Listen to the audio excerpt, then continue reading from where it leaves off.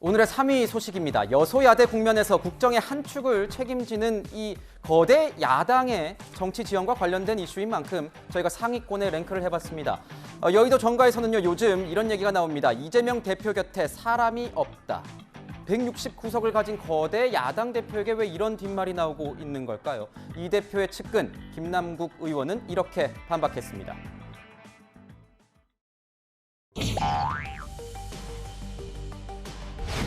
전혀 그런 사실이 아니고요. 지난주에도 저녁 때 갑자기 번개하자고 해가지고 모였는데 많이 모여가지고 맛있게 맛있는 거 많이 먹었습니다. 저희가 민주당을 위해서 함께 뛰는 정치적인 결사체 공동체인데 이걸 가지고 또 분열을 하는 기사를 쓸 게 너무나 분명하기 때문에 참여하지 않는 게 좋다라고 저는 봤습니다. 전혀 사실이 아닙니다. 친명계 의원이면 저를 포함해서 이야기하는 거잖아요. 네, 친명계의 핵심 의원으로 알려진 이 김남국 의원, 이재명 대표를 둘러싼 각종 의혹에 대해서 해명에 나섰습니다. 친명계는 여전히 그대로 이재명 대표 곁에 있다, 이렇게 얘기를 한 것 같은데 소장님 그렇습니까?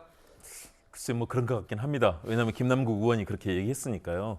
그런데 이 민주당의 지형도를 본다면 어쨌든 이재명 당대표가 있고 또 관련돼서 그래도 계파의 뭐 보수라고 할 정도의 좀 중진 의원들 급이 있지 않습니까? 그리고 최근에 이낙연 전 총리의 뭐 귀국설이라든가 여러 가지 그런 흐름들이 있습니다. 네. 그런 측면들은 있지만 민주당 내부가 이렇게 분열된 것 같지는 않습니다. 이번에 탄핵 해임 건의안 건 투표할 때만 해도요. 거의 뭐 모든 의원이 한 명도 빠짐없이 다 나오지 않았습니까? 그렇기 때문에 현재 상당한 단일 대우는 있는 것 같고요. 그러나 대신에 이제 현재 검찰에서 계속해서 조사의 강도를 높이고 있기 때문에 그 부분에 대해서 우려하시는 또 다른 목소리는 당연히 민주정당은 있을 수 있는 거기 때문에 저는 현재 흐름으로 봤을 때 민주당 내부는 그렇게 흔들림이 있는 상태는 아니다. 그리고 특히 여권과 맞서서 일단 의석수가 있기 때문에 예산안 국면 그리고 최근에 이런 이상민 장관 탄핵 과 해임 관련된 이런 국면에서 아마 단결력은 상당히 유지될 가능성이 있다. 그리고 특히 대외적인 이런 이재명 대표에 대한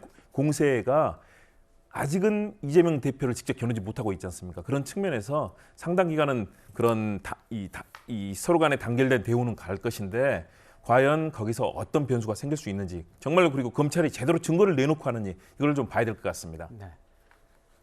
이재명 대표의 사법 리스크에 대한 당 대응을 두고 말이 많습니다. 친명계와 비명계가 정면 대치하고 있습니다. 목소리 모아봤습니다. 이재명 대표가 무슨 사실이 있건 없건 간에 다른 결을 가진 어떤 목소리를 내는 분들은 분명히 있다.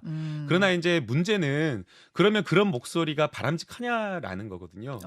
내년에 이제 총선 선거를 앞두고 저희가 분열했을 때 진다라고 하는 것은 누구나 다 정치를 하지 않는 누구나 다 어떤 국민들도 다 아는 겁니다. 이재명 대표가 죄가 있거나 이재명 대표 주변에서 범죄를 했다면 단일 대우를 지키는 게 민주당 망하는 거 아니에요? 당사자 변호사가 제일 잘 아니까 민주당의 대변인이나 아니 옆에 있는 의원들이 나서서 야 이거 무죄다 그러면 저 정치적으로 옹호하는 거다. 오케이. 오히려 더 마이너스예요 그건.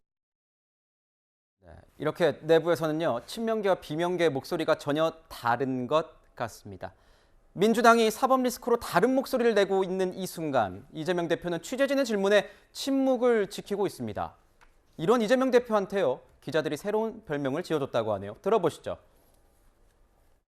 대표님, 그 사법 리스크를 당이 떠안고 있는 거 아니냐 이런 부담이 나오는데 좀 어떻게 생각하세요? 말씀 없으실까요? 민생활동 되게 많이 하시는데 어쨌든 측근 분들 구속 때문에 가려지는 것 같은데 아쉬움이시나 뭔가 좀 더 하실 말씀 없으실까요? 대표님 따로 기자간담회를 안 하시는 이유가 있으실까요? 그 경진상 실장 관련해서 경진상 실장 관련해서 사표는 좀 수리가 된 상태일까요? 기자들이 질문해도 대답을 안 해요. 엊그저께 기자랑 밥 먹는데 그래요. 별칭이 생겼다고. 점점점 대표라고. 물어도 점점점. 기자는 점점점이라고 쓸 수밖에 없다는 거예요. 이현정 위원님, 점점점 대표라고 기자들이 별칭을 지어줬다고 하네요. 그러니까 이제 이재명 대표가 원래 원칙이 어떤 공식적인 기자회견 말고 걸어가고 할 때 기자들이 물을 때는 이야기를 안 한다는 게 이제 입장이거든요.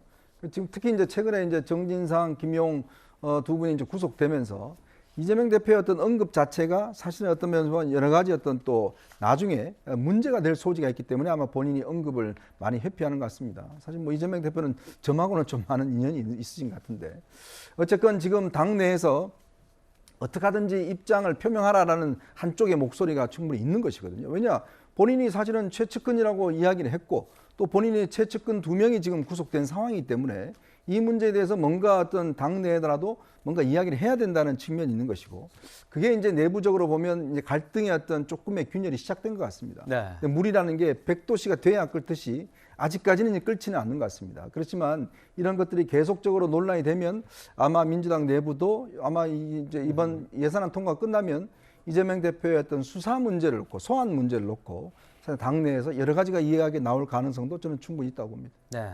이재명 대표의 측근 김용, 정진상 씨 두 사람 모두 이제 구속돼서 재판을 받게 됐습니다. 이런 가운데 남욱 변호사는요. 대장동 사업의 주요 의사결정을 이재명 대표가 했고 자신은 끌려다녔다 이렇게 주장을 하고 있습니다. 남욱 변호사 목소리 들어보겠습니다. 이재명 대표가 뭐 검찰로부터 연기지도 받았다 막 이런 말씀하셨는데 연기 연출 능력 형편없다 막 이런 식으로 얘기를 했잖아요. 처음 글쎄 캐스팅하신 분께서 발연기를 지적하셔서 너무 송구스러워요. 근데 이게 이 작품은 이제 영화가 아니고 다큐멘터리라. 캐스팅한 분이 이재명 대표가 캐스팅하신 거예요? 자, 이재명 대표에 끌려갔다. 나중에는 이 대표가 지분까지 가져갔다. 남욱 변호사는 이렇게 주장을 하고 있습니다. 이런 가운데 이런 소식도 알려졌습니다. 핸드폰, 이 스마트폰 관련된 내용인데요.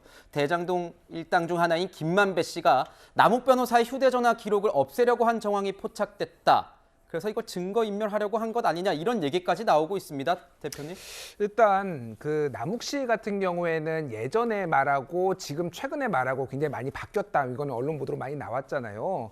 그래서 이제 이재명 대표와의 연관성에 대해서 적극적으로 진술을 이제 하기 시작했습니다. 그런데 이거에 대해서 또 김만배 씨가 특히 전원 형식으로 김만배가 이렇게 말했더라라고 하니까 김만배 씨가 본인이 직접 부인하고 이거의 증언의 신빙성에 대해서 지금 다툼을 하고 있는 상황이거든요. 그래서 지금 이재명 대표가 지분을 가져갔다고 얘기했는데 그 전에는 CR도 안 먹혔다 로비에 그래서 이재명 대표가 스스로 CR 이재명이라고 스스로 호를 만들 정도로 이런 식으로 농담 섞인 얘기도 했습니다. 그러니까 중요한 건 그런 것 같아요. 그래서 남욱하고 김만배하고 두 사람의 증언의 어떤 신빙성이 누가 일관성이 있고 이게 재판부에서 어느 거를 받아들여질 것인가. 김만배 씨는 본인의 돈을 지키기 위해서라도 지금 이게 이재명하고 상관이 없다라고 주장을 하고 있기 때문에 그게 이제 재판에서의 관건이 될 것 같습니다. 네, 향후 재판 좀 지켜봐야 될 것 같습니다. 검찰 대장동 수사의 종점, 이 종착지에 과연 이재명 대표가 서 있을지도 궁금하네요. 이런 가운데 여권에선 최근 이재명 방탄국회라는 말도 나오고 있다고 하는데 정치 소식도 계속 지켜보도록 하겠습니다.